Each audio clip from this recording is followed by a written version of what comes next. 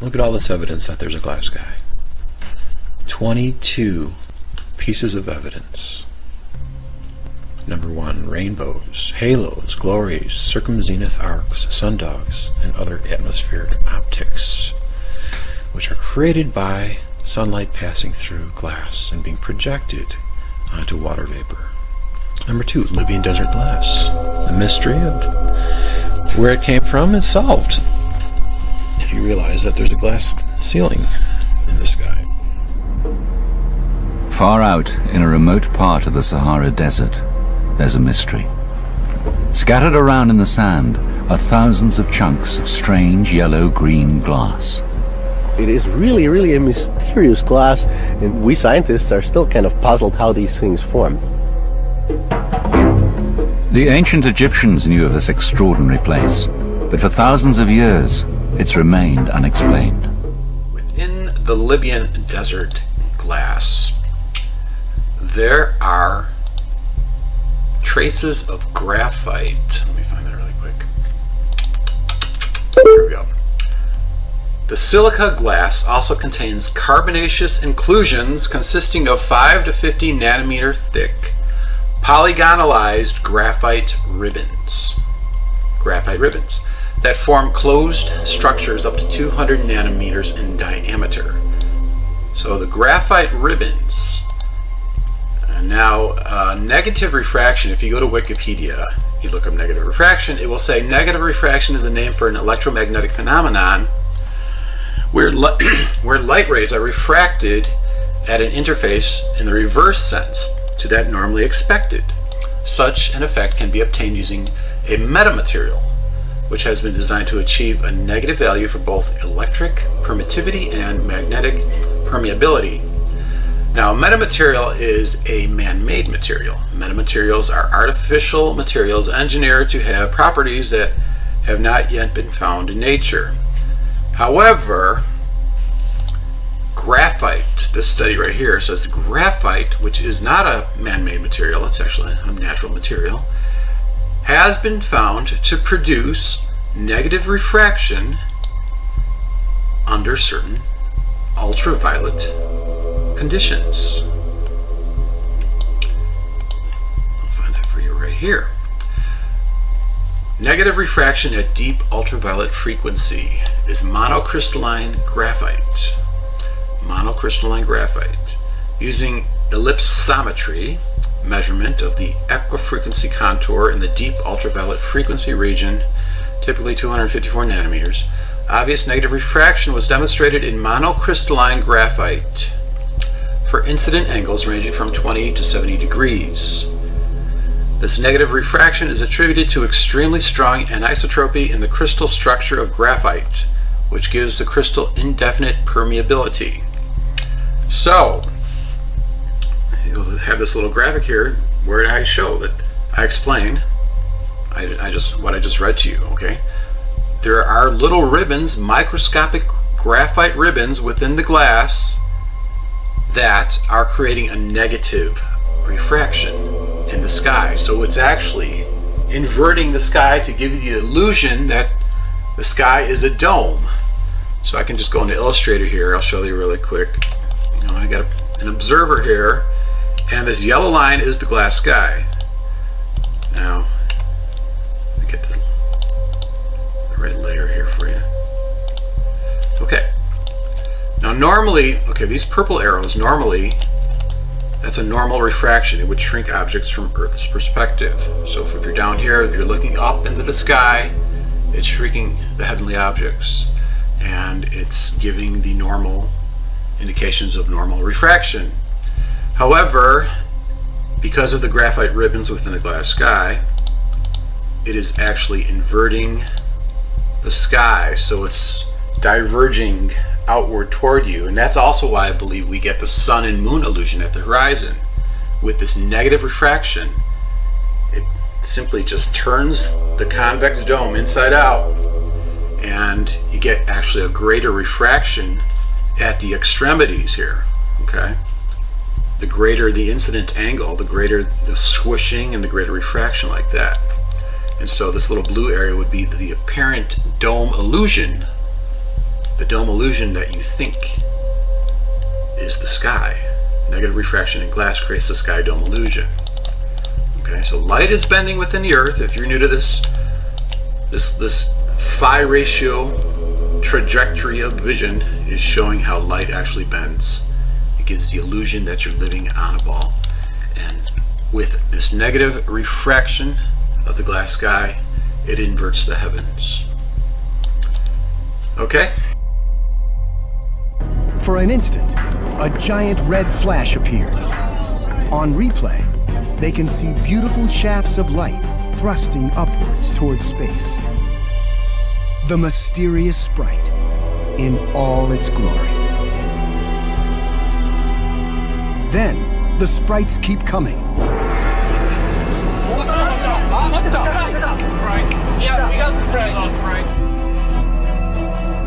On board, the team reviews the stunning and unique images. This sprite was shaped like a mangrove tree. It's been captured in more detail than any sprite until now. It talks about sprites and elves, not like little people, but at the top, sprites are upper atmospheric lightning. It's like lightning that happens above the clouds. And so these people, they went up in airplanes and they documented these sprites. They took high shutter speed camera, because they don't happen that, I mean, this happens like almost instantaneously. But you'll notice here, this top of this plume of this upper atmospheric lightning, it hits a barrier, it hits a wall. It's hitting the glass sky. And notice they even say it's at 60 miles high. Well, the glass sky is at 100 kilometers, which is roughly 62 miles. So, I'll play a part of this video. It's pretty wild. Sprites of many different forms appear, one after another.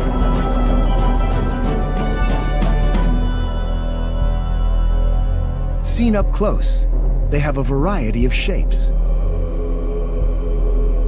Eventually, a sprite appears that demands special attention.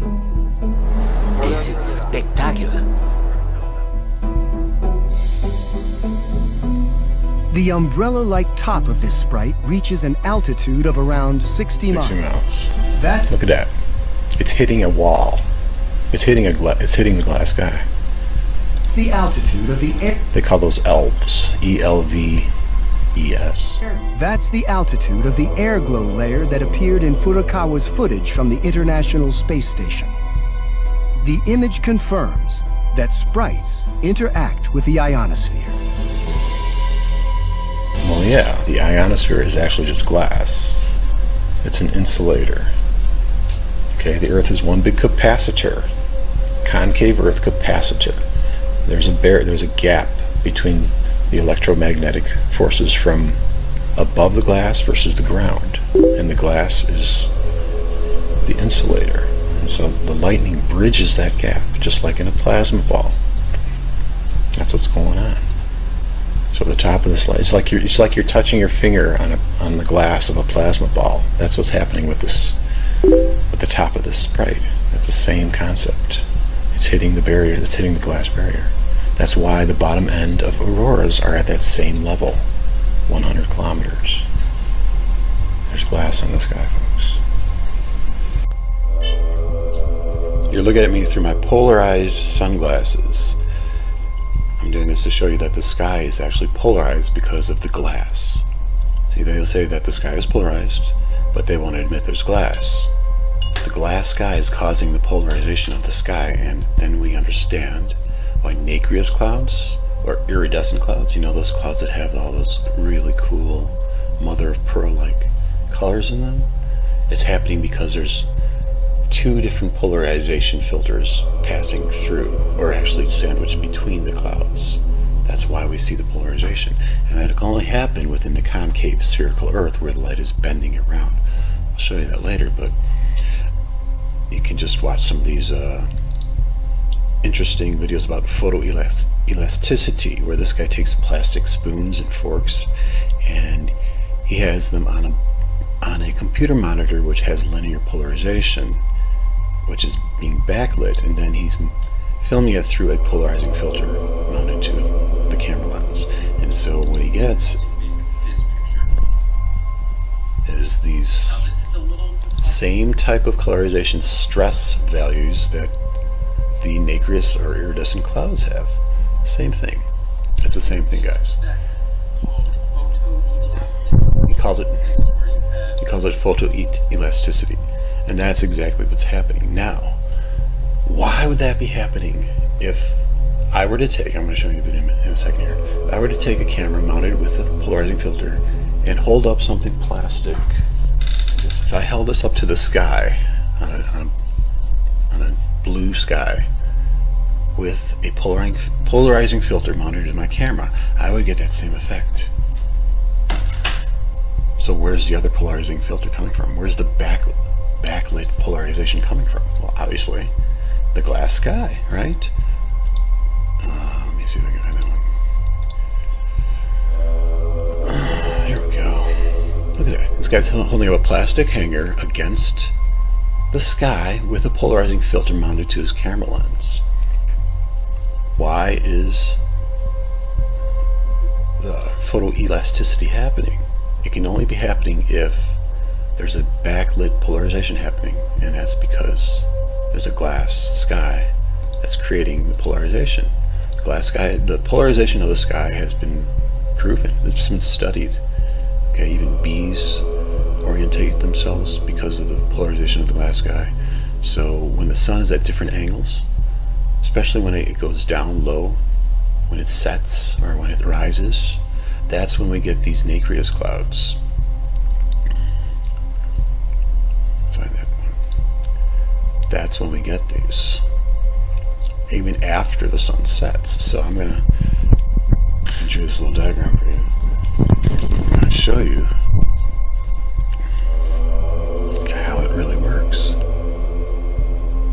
So we need, in order for us to see these nacreous clouds, these mother of pearl clouds, these iridescent clouds, we need to have the cloud sandwiched between two polarizers, okay? And so since we're not, normally we're not viewing these clouds through a polarizing filter, and we see them in the sky, there's got to be another source of the polarization, and that's because the sunlight is bending. This is the concave Earth, remember, guys. And so at 90 degrees, like the sunset would be about here, but once it starts going past, I'm saying it's going this way, but just reverse everything. If this were the west and this was the east, and it's setting as it goes this way, so it's more than 90 degrees, the sunlight bends around, and once it passes through the glass sky, this would be the glass sky, the light gets polarized. So the redness is showing the polarization of the light, and then it curves around back, and then it hits through the bottom of the cloud and then rises back up again. So that's why we get the photoelasticity, or the mother of pearl, or the rainbow effect of the nacreous clouds, because we have the polarized light coming from the bottom, and it's being projected against the top of the sky, which is already, as you know, glass. So we have polarizer from below and polarizer from above. The same thing as this guy is doing here with his camera. Same effect. Okay, guys? They call it Rayleigh scattering, whatever you want to call it, but the main reason why light is being polarized in the sky is because there is glass. There's a polarizing glass in the sky. Raman studied the glass sky and understood that the glass sky is the Libyan desert glass. See, the Libyan desert glass in Egypt are pieces of the glass sky that fell down long ago. Tektites are pieces of the glass sky too. There's so much proof that there's a glass sky within the concave Earth. So when he studied this glass sky, he found out that there's linear polarization happening within the Libya desert glass samples. And so that's right there, guys. Thanks for watching.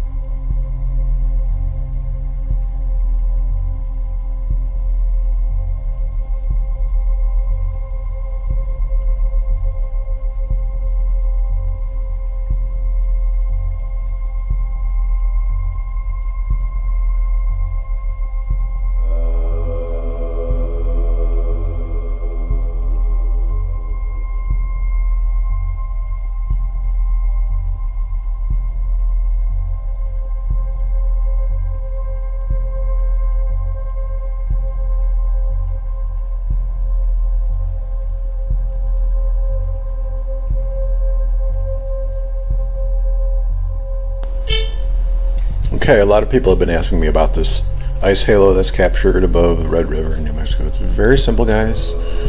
Simply the glass in the sky. Because of the cold weather, the ice crystals are more numerous, more abundant, and they're creating the caustics.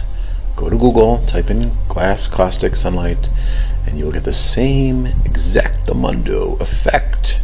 Because there's glass in the sky in the concave Earth, that's why it's happening. So, you know, we got the U.S. National Weather.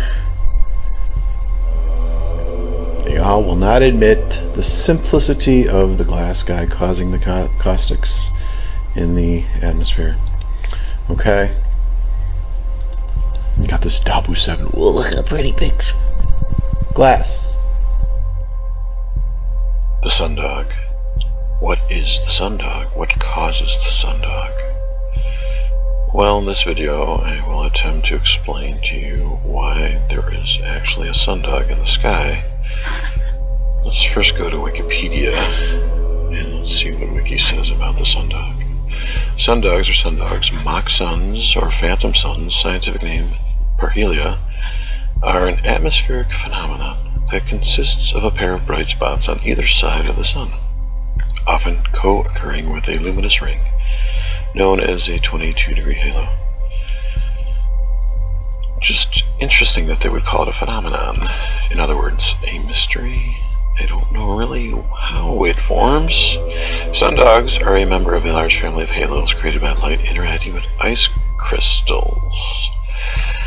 In the atmosphere, sundogs typically appear as two subtly colored patches of light to the left and right of the sun, approximately 22 degrees distant, and at the same elevation above the horizon as the sun.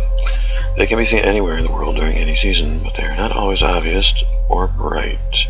Sundogs are best seen and are most conspicuous when the sun is close to the horizon. Okay, guys. Sundogs are commonly caused by the refraction of light from plate-shaped hexagonal ice crystals. So they're saying the cause of the sundogs are from plate-shaped hexagonal ice crystals. Well, if that were truly the case, if there was no other material causing the sundogs, just ice crystals and the sun, you wouldn't have this perfectly round circular ring around it, for one thing. And the ice crystals are dumb. In other words, they don't have intellect, so they cannot choreograph themselves to form this circle. It's the same thing with rainbow. The problem with their explanation of rainbows. So, what is really happening here is there is a glass sphere. There's a glass sphere up in the sky, and it's reflective, and it uses the ice crystals as a surface of projection.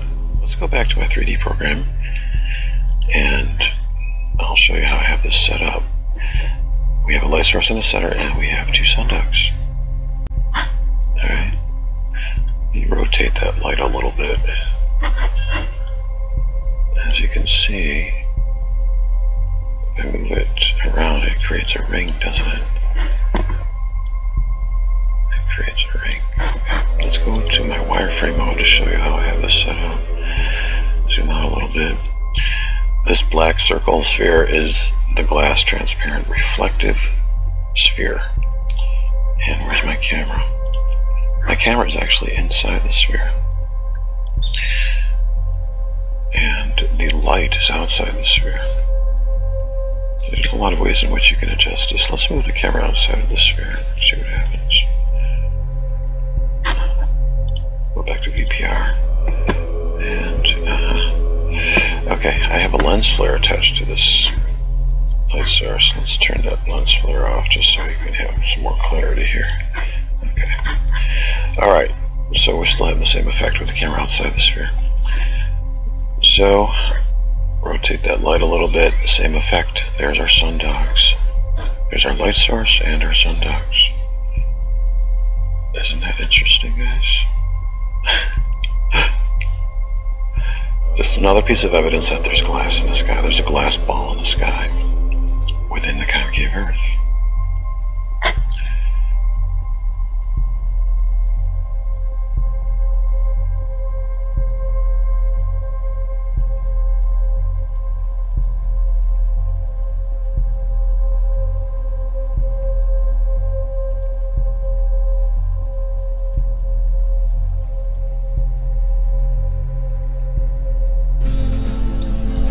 Look at this. Hey, everybody, let us know your article. Look at this article.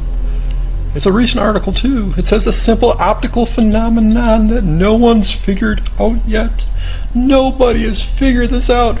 Not the brightest geniuses in cosmology have figured out. What a bottlinger rings. The article goes on to say most of us have seen halos around the sun. We know why they happen. And then there are Bottlinger's rings. No one has figured out why they exist. Nobody. It's not unusual when traveling by plane to look down and see the sun reflecting off a cloud below you. This little patch of reflected brightness is called a subsun. Sometimes you'll see a circular halo around the subsun, and sometimes, without knowing it, you'll see an atmospheric mystery. Shut up. Circular halos are fairly common, blah blah blah. Okay, now listen up, guys. Why? Shut up, phone. Why do they say nobody's figured out Bottlinger rings? Why? I guess they don't understand there's glass in the sky. Duh. Also, that darker part, that circular darker part, that's due to a polarization effect caused by the glass sky, caused by the birefringent glass sky. But I was talking about the dark area within the circle. Because sometimes if you look up in the sky, you see this halo, this 20-degree halo. The area that's within the halo, the sky area, gets darker. The reason why it gets darker is because that's how polarizing filters work in glass lenses. And we know that the sky has a slight polarization to it because it has birefringence that was found in the Libyan desert glass in Egypt. It has a weak birefringence to it. So at certain angles, the way the sun is turned upon the glass sky at certain times, it's going to darken the sky slightly. So that's why that area within the halo is dark. It's a polarizing effect. They'll never tell you that. Now, Bottlinger rings. Bottlinger rings. Let's look at some of these Bottlinger rings. Well, look at that. You know what Bottlinger rings are? That there's glass in the sky. It's very simple.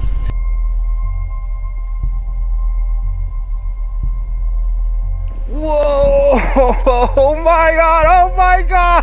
Double rainbow all the way across the sky! Oh my god! What does this mean? You got the celestial sphere, alright? You got the sun glass sphere, you got the moon glass sphere, and you got the 100-kilometer glass sphere, you got the Earth. Okay, we got the phi ratio curve going. Got the centripetal convergence force. We also have the phi ratio going the other way, the centrifugal divergent force. When your outside's in, inside out, and your downside's up. There's a sweet spot here. That's where phase conjugation is happening. Phase conjugation, or wave coherence, or negative refraction. There are graphite ribbons in the glass. Okay, so what we have here, you understand how the rainbows actually work. It's not raindrops. It can't be raindrops. If we have a sun, let's say the sun is right over here. Okay, it's coming from the octahedron. It's shining its light. So this light beam that's going to go through this first glass, it's going to refract correctly, positively. So it's going to bend. The refraction is going to bend it slightly. So the red and the violet. You notice that the red is bent less than the violet. That's how it works. So, but since it goes through a negative refraction, a reversal in polarity, I guess, it's going to refract the other way now. So we have the violet going like that, and we have the red going like that. And then once again they resolve again at the end. So this area here, that's where the moon resides. So that's why we get the negative refraction. So it's exhibited in the secondary rainbow. The secondary rainbow, okay, if we have the initial rainbow here, let's say the initial primary rainbow, the red is going to be on the outside, right? And the violet's going to be on the inside. Terrible rainbow. But the secondary rainbow, it's less bright. This is the moon sphere. It's reversing. There's a reversal in effect. That's why we have a reversal in the secondary rainbow. It's because of the negative refraction, the phase conjugation, the wave coherence.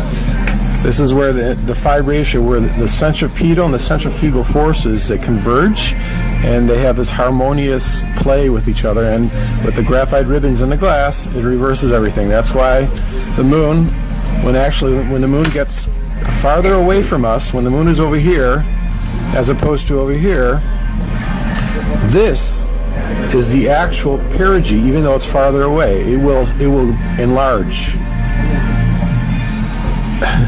And it will shrink when it gets closer to us. It's the exact reversal of how we view things. So, secondary rainbow is proof positive that there's glass in the sky and that there is negative refraction at play. Welcome to the inside of LS. One little correction. I have to reverse. This is the actual centripetal force. It converges upward, so I had them reversed. So this is the centrifugal divergence force. Fugal divergence. So, but they're still going to cross there. There's still going to be a sweet spot where there's wave coherence, and the negative refraction, the graphite ribbons in the glass sky, cause it to reverse.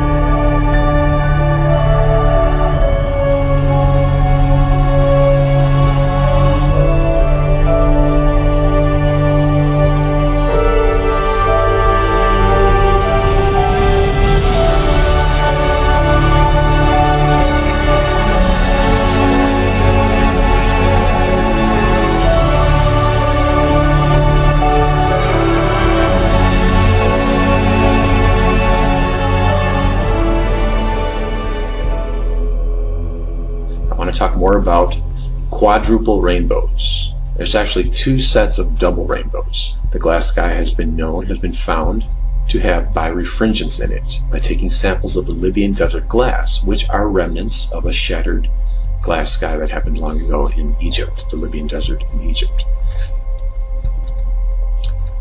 A guy called Rahman, back in 1950, he found that it has weak birefringence. Now, birefringence, as I mentioned before, is when the light ray goes through a crystal or glass medium and it splits. Okay, it has the ordinary ray, and then it has this extraordinary ray. They call it an ordinary and an extraordinary.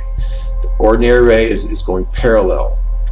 It's going perpendicular to the axis, and then the extraordinary is going slightly parallel, not quite parallel, but almost. And so that's what causes the shift. You'll notice here in the quadruple rainbow, there are four bows, okay? You have the ordinary bow and the other secondary part of the ordinary bow, and then you have the extraordinary bow and the secondary part of the extraordinary bow. And what I believe is that the ordinary bow, the glass sky, because it has a top and a bottom surface to it, it actually casts at certain angles. It casts two bows. Normally you only see the main rainbow. However, sometimes at different angles in sunlight, it's projected onto the water vapor in the sky. The water vapor is not the source of the rainbow. It's the actual white light of the sun being dispersed through the glass sky. It's breaking up into the spectrum. That's why it's bowed in the first place. It's actually more correctly called a sun bow, not really a rainbow. It's just like if you hold a flashlight to water vapor, you hold a flashlight to a white wall. Okay? The wall is not creating the rainbow. It's actually the light, the dispersed light of the lens of the flashlight. So the lens in the sky is dispersing the light. It's casting it onto the reflective water vapor. So that's why we have rainbows. The rainbows were created after the flood. Genesis 9:13 says, when you see the rainbow, it's a promise that the earth won't be flooded again, because the rainbow is a result of the glass sky which compressed the atmosphere and pushed the waters down. It's all scientific. This has been suppressed big time, and now it's finally being out in the open. Now this is so easy to understand. Okay, birefringence. Okay, why rainbows get clipped? A flat earther was asking me that question. I'll leave him nameless out of dignity. I don't want to shame him too much. Flat earthers don't understand, as well as convex earthers, they don't understand that light bends.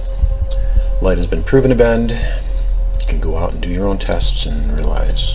I refer back to Wild Heretic's article about the bending of light, where Wilhelm Martin studied the curvature of light. So light is bending within the earth. Okay, I made a previous graphic about rainbows.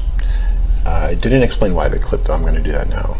So the sunlight is being bent around, and it's being dispersed through the glass sky, and it's being projected. Okay, it gets dispersed, it gets polarized. So going in to illustrate it here, I made another graphic showing. Okay, so here's the sun here. It's approaching sunset. Let's say it's 4 o'clock, 5 o'clock in the afternoon, and it projects different, let's say, different columns of light from wherever you are, whatever vantage point you are. Let's say, like if you're over here, you're going to see the sun ring, the direct sun right over there. So if you're way over here, more extreme to the sun, you are going to see the rainbow or the sunbow.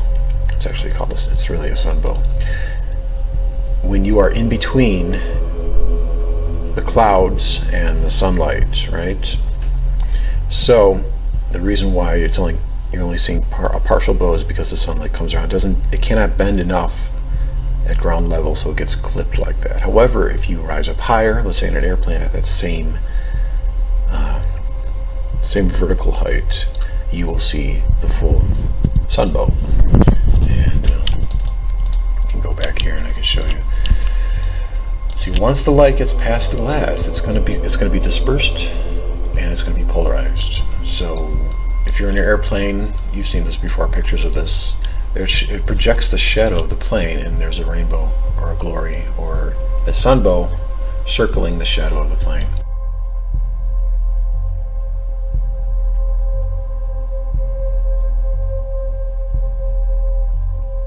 That's because the plane is between the sunlight and the cloud, and obviously it's bathed within the dispersed light. So that's the reason why rainbows get clipped like that. Okay. Are you a heliocentric gravitational bullshit spinner moron? If you are, you would have to accept the traditional explanation of why a comet is happening, and you'll have to say that it's divided up into a dust tail and a ion tail, because these comets just have a never-ending supply of dust. It just keeps leaking dust wherever it goes, because they're billions of miles away, and they're just splitting up like that because, well, they just like to split up like that. And even though they're completely oblivious to what we observe with natural phenomenon, with lensing aberration and lensing distortion, which has glass as the imaging catalyst, which actually creates the distortion. That's right, ladies and gentlemen. Ever since the dawn of time, when man has been trying to figure out why comets are forming, they neglected one very, very, very important element: glass in the sky. Glass. Here's a bullshit documentary, The Comet's Tail. Kind of funny that they call it The Comet's Tail, because it is fiction. It's fiction, guys. It's fiction. It's fiction. What is a comet? Look at this. What is a comet? Facts. Facts about comets. Let me know. I really want to know what comets are. You gonna tell me? Comets are balls of snow, ice, and dust that orbit the sun. Most of them spend all their time at very edges of the solar system. They have long oval orbits that can take hundreds of years to complete. If the comet travels close to the sun, it warms up. The snow and ice turn to gas, which along with loosened dust erupt from the comet's surface and stream out to form two long tails. T-A-L-E-S. These comets can be seen as bright streaks in the night sky if they pass close to the Earth. Dust. Gas. How about no? How about lens aberration? How about coma aberration? You know what coma aberration in photography is, guys? Coma aberration. Let's take a look at coma aberration. This guy is actually shining a light source through a glass lens, and the angle of the incident light source, it's an off-axis angle. It's going to be an oblique angle, so it's going to create an aberration on the screen here. Let's watch. And it's away from the optical image. Let's see him tilt it. Oh look, he's going to tilt it now. What's happening? Look at that. Right there, you see that? That's called coma. It actually has a term in photography. It's called coma. Coma, or chromatic aberration. It creates a tail. Chromatic aberration. It's a real effect. Coma in optics. The chromatic aberration, refers to aberration inherent to certain optical designs due to imperfection in the lens or other components that results in off-axis point sources, such as stars appearing distorted, appearing to have a tail, coma, like comet. Yes, ladies and gentlemen, there is glass in the sky, and the sunlight wraps around and it shines on these comet objects. It gets filtered through the glass. There's a birefringent quality, I've told you before in my videos, to the glass, which will split up the tail into two different projections, two different tails, and it's creating a coma optical effect due to the glass. That's all it is, ladies and gentlemen. That's all it is. It's an off-axis focal point. So it's creating a tail. Look at this, Catalina comet. They didn't want to talk too much about the Catalina comet last year, because normally their comets, the tail is opposite the sun, but this particular comet, had the tails going in almost the exact opposite direction. You know why that's happening? Coma aberration. There's actually another term. It's called tangential astigmatism, or sagittal astigmatism. Let me find that tab. First off, it talks about chromatic aberration. I mentioned that before, why the stars have a red shifting to them or a blue shifting. It's a fringe effect because the stars are behind glass, behind a damaged glass before. As I told you before about that due to the flood.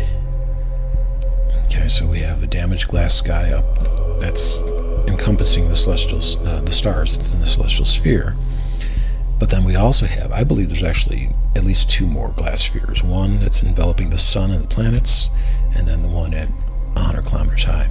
So we have chromatic aberration. I've already explained to you that chromatic aberration. See, we get the fringing effect going on. That's what's happening, guys. You're still going to get chromatic aberration with some of these SCT telescopes that claim to not produce chromatic aberration. Like I showed you in a video before, about a year ago, how you will see the shadow of Jupiter's moon on Jupiter, and there's going to be a fringe that was looking through a telescope that claims to not produce chromatic aberration because there's glass in the sky. Don't tell anybody. They'll think you're crazy.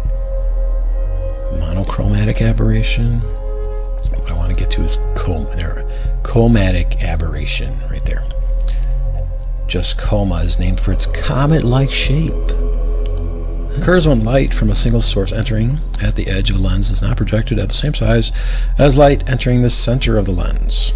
Okay, so you're going to get an off-axis shifting of the focal point of light, creating a divergence in the light and making a tail.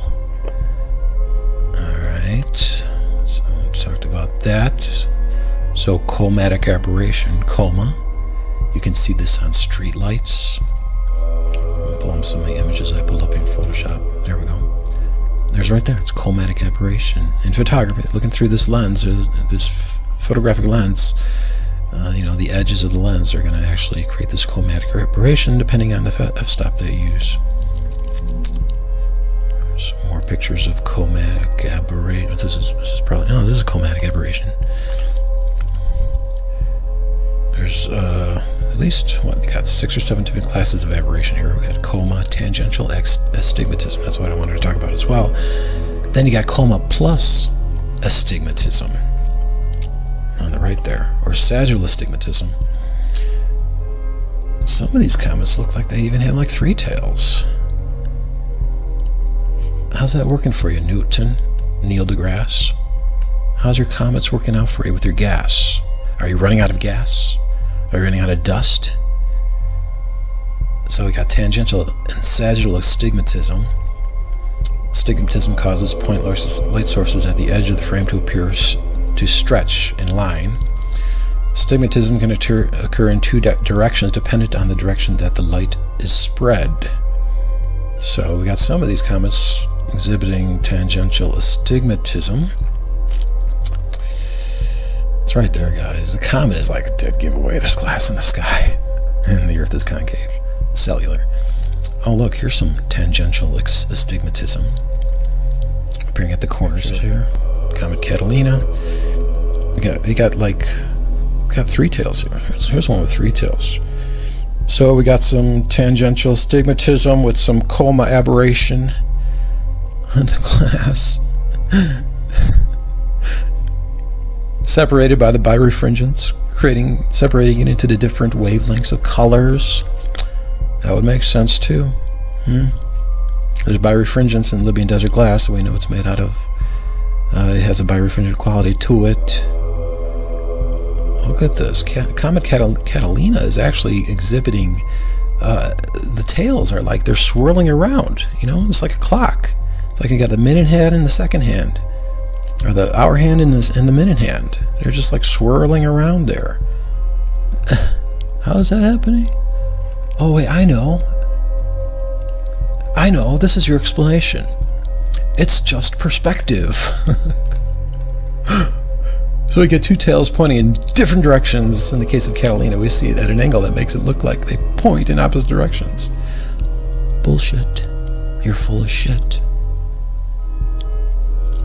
Don't let them bullshit you with their word salad, sophistry, bullshit answers.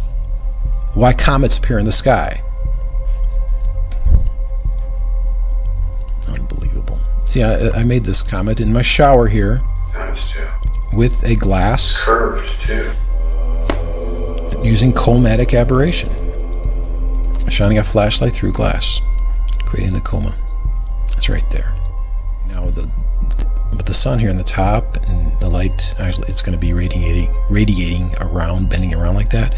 The sunlight can either be coming through the lower glass and going back up again to create the splitting, the coma aberration effect, or, like I said before, the sun could be in its own glass chamber, tabernacle, as Psalm 19 would say. It's in its own tabernacle, so it's possible the light is emanating through this glass tabernacle, and it's creating the coma aberration because the incident angle of the light is hitting like that.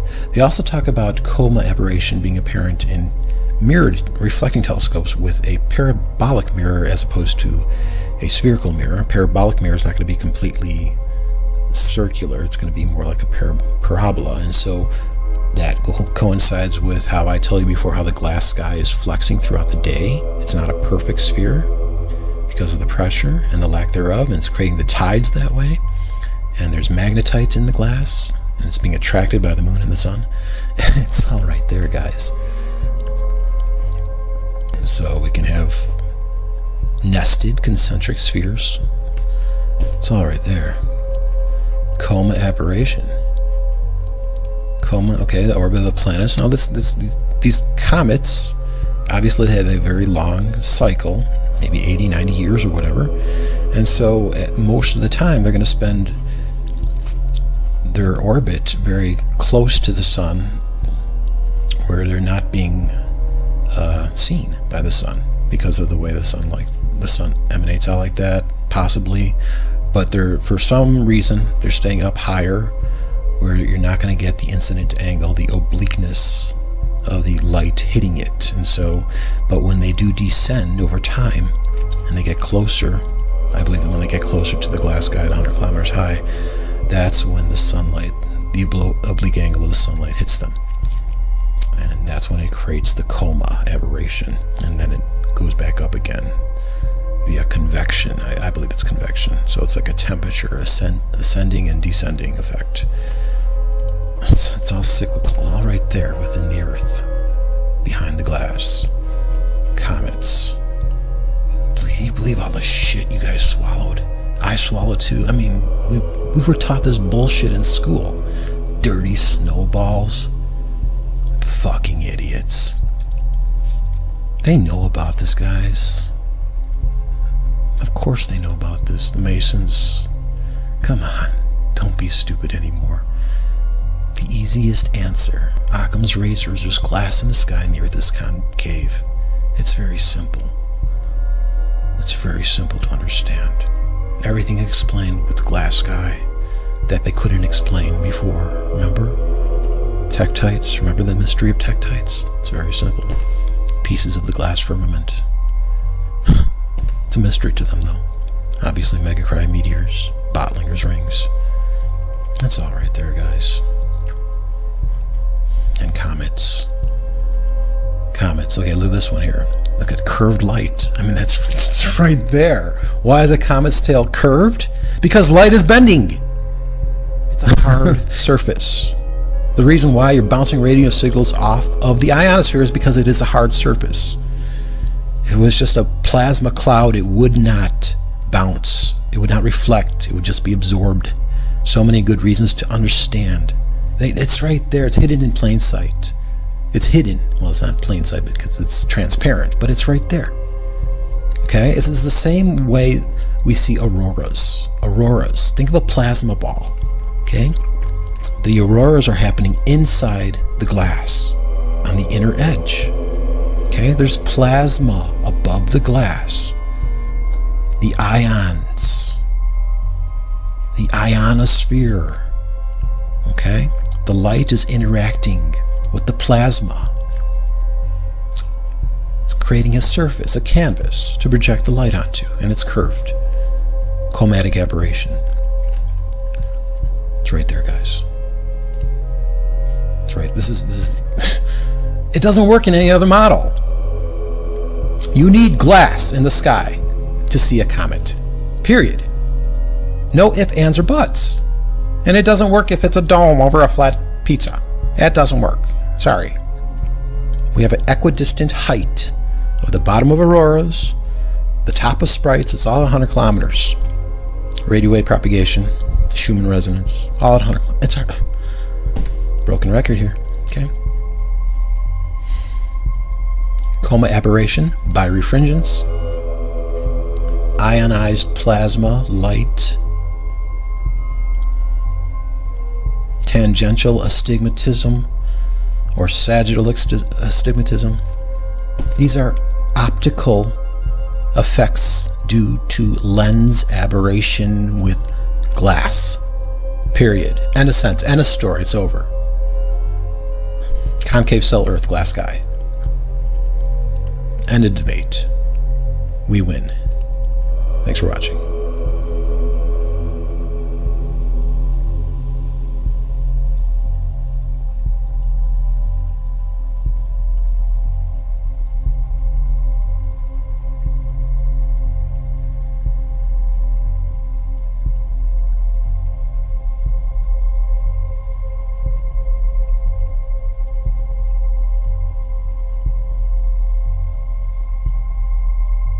Did John Lennon really use meaningless lyrics, confuse people who were reading too much into his songs, or is it possible he was gifted with the insight of seeing the universe? Across the universe, your inside is out and your outside is in. The higher you go, the deeper you fly. No longer spinning on the merry-go-round. No longer on the ball, but in the ball. Looking through a glass onion. Interesting lyric there. Let's imagine we are John for a moment here, and we're standing on a cast iron shore, looking up into the sun through a glass onion. Now, a cast iron skillet is both convex and concave depending on which side you're talking about. However, if you're standing on a cast iron shore filled with water, it can only mean you're standing on the concave side. Now, John sees the sun as if the light was being splayed out as it hit a glass sphere enveloping the sun. That's why Eddington and Einstein foolishly thought gravitational lensing displaced stars, having a series of reinforced laminated glass spheres. That's why we see the supernumerary rainbows. Increasing the refraction and the electromagnetism is bending the light to create the menorah effect as it wraps around and then converges out in front of the sun, creating an onion shape looking through a glass onion. Also, at the top of the onion, it has the shape of a dovetail. Like a dovetail joint, there is a convergence area there that creates a dovetail. Interesting that the Holy Spirit symbol of the dove, a sure indicator that reveals direct sunlight is being pinched toward an area in front of the sun, is by seeing the red on the inner circles of both the 22nd and the 46th degree halos, indicating a negative index of refraction. Normally, the red will be on the outer ring of a rainbow projected through glass. Hence, when the sun is behind us, the 22nd degree halo flips from a negative to a positive index of refraction, while the secondary rainbow remains negative. This reversal is indicative of bending light through glass with its direction of curvature and its sign of refraction influenced by magnetism and phase conjugation. Now let's look at why Lady Madonna is trying to make ends meet. This, ladies and gentlemen, is the answer to the biggest mystery that helioseismologists face, and that is, where do the magnetic flux lines of the sun connect, if at all? Well, looky here, they got two onions in an interplanetary magnetic field. Ha! They say that through some process, as yet not fully understood, the sun's field must keep regenerating itself across 4.5 billion years of time.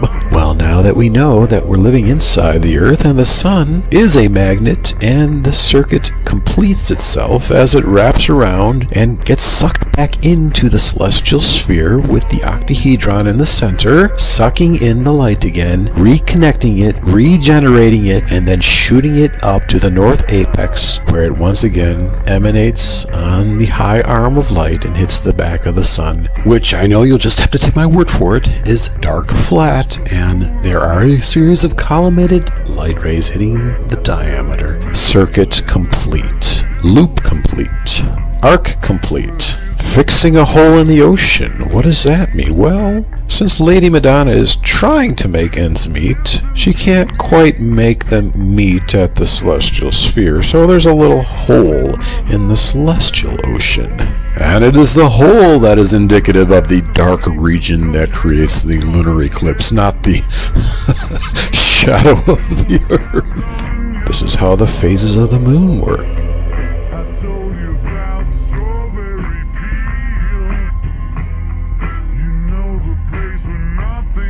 This also creates an interesting beetle pattern of light. Libyan desert glass sacred scarab, anyone? The fool on the hill apparently resides there. Well, that's the part that fools you. The fool is not there. Even though John says he's living there still, that was intentional to confuse you. The fool is down here. The joker. The fool. I'm the fool. What about bent back tulips? Seeing how the other half lives. What other half? What are you talking about, John?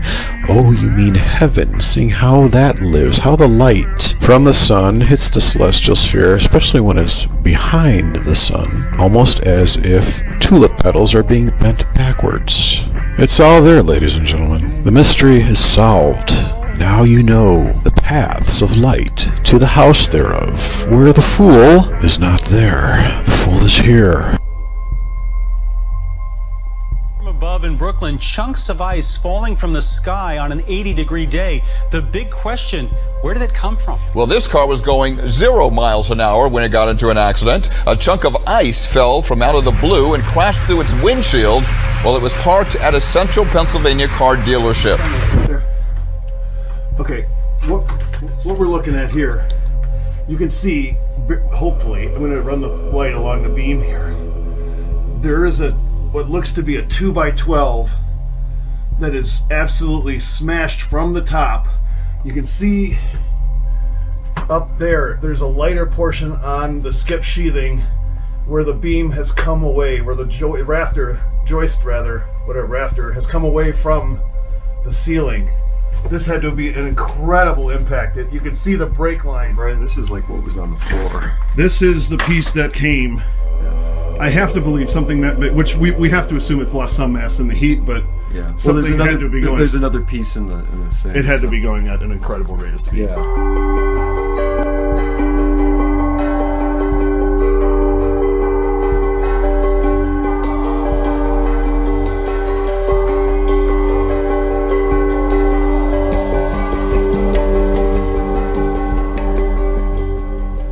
I have absolutely no idea where it came from. It's made a huge dent in the garden, but there's tufts of grass over there. It could have hit the house just behind us. It could have hit one of the kids at the door. So I was sitting about 3 feet outside the kitchen door when I heard a huge, what sounded like an explosion. And I thought I was going to get up and look outside and see some horrific thing outside. I kind of turned to my left, which would have been towards the kitchen. And in that instant, the kitchen had been destroyed. I had beams hanging, ceiling had crashed in.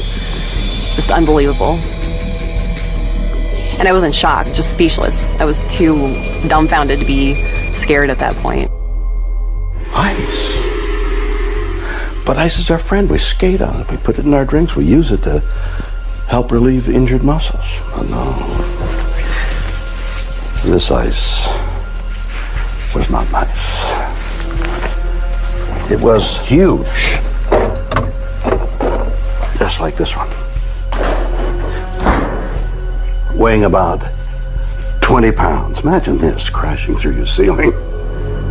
So where in heaven's name did a piece of ice this size come from? Basketball-sized piece of ice. Maybe Shaq O'Neal finally made a free throw. It fell out of the sky. That's what a Cape Coral couple says this pile of ice, chunks, came from, scattered all over this neighborhood. The couple says the impact, in fact, was so hard it left an indentation in the ground. 4 in Your Corner's Adam Pinsker trying to get to the bottom of this chilling mystery. Patrick Amy, 4 in Your Corner weather expert Tony Sudiku says it is not hail since storm conditions that night were not present to create hail. Now, the man who discovered this mysterious ice says he heard it slam into the ground. You heard it probably 10 seconds before it hit, and it got louder, and it sounded like a drone, just like something pushing past the air. It was this pile of ice, the Cape Coral family says, crashed down through the darkness into a field near their home. And it made a boom. The impact leaving a slight indentation in the ground. 25, 26, 27. And scattering large chunks of ice several feet from the impact zone. Imagine if that came through somebody's house. And we reached out to the National Weather Service, NOAA, and a professor at FGCU to find out